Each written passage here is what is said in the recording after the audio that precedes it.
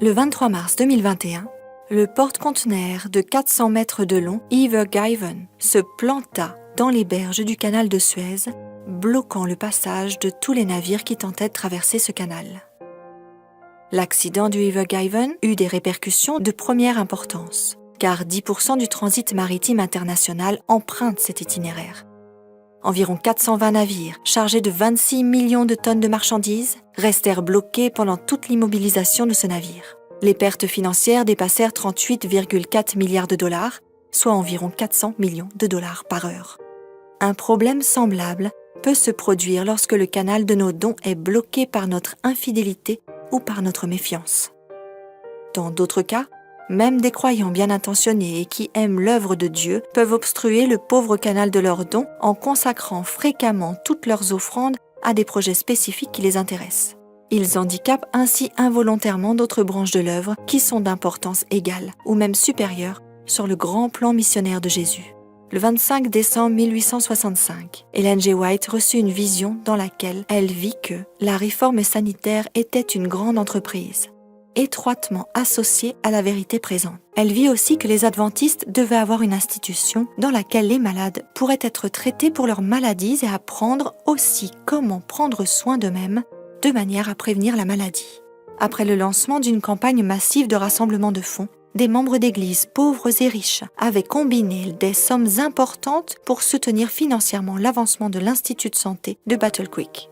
Cependant, il est surprenant qu'Ellen G. White les mit en garde, disant que, malgré leurs bonnes intentions, cette action était mal inspirée.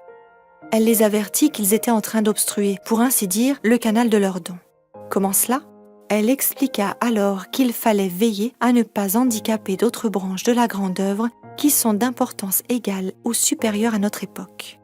Lorsqu'on restreint l'influence de ses dons en donnant tout à des destinations spécifiques de son choix, on perd sa capacité de faire autant dans d'autres directions qu'on pourrait autrement le faire, dit Ellen G. White, témoignage pour l'Église. Par conséquent, dit-elle, chaque appel émouvant invitant nos membres d'Église à contribuer de leurs moyens matériels aurait dû être accompagné d'une mise en garde à ne pas dépouiller d'autres branches de notre œuvre. Le principe à la base de cette déclaration est que toutes les branches de l'œuvre de Dieu, en tout lieu, doivent recevoir notre soutien financier équitable pour assurer que toutes croîtront simultanément. On peut comparer ceci à la nourriture fournie à un corps.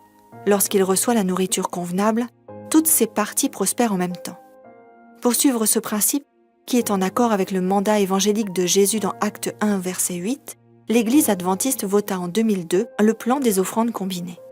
Ce plan vise à ce que toutes les offrandes qui ne sont pas affectées à un but précis soient réparties équitablement au niveau local, régional et international, de manière à soutenir financièrement simultanément toutes les parties de l'œuvre de Dieu. Lorsque nous répartissons nos offrandes, veillons à ce que le canal de nos dons ne soit pas bloqué en apportant notre soutien régulier et équitable simultanément à toutes les entreprises missionnaires en tout lieu. Mettons nos désirs à la dernière place et Dieu à la première.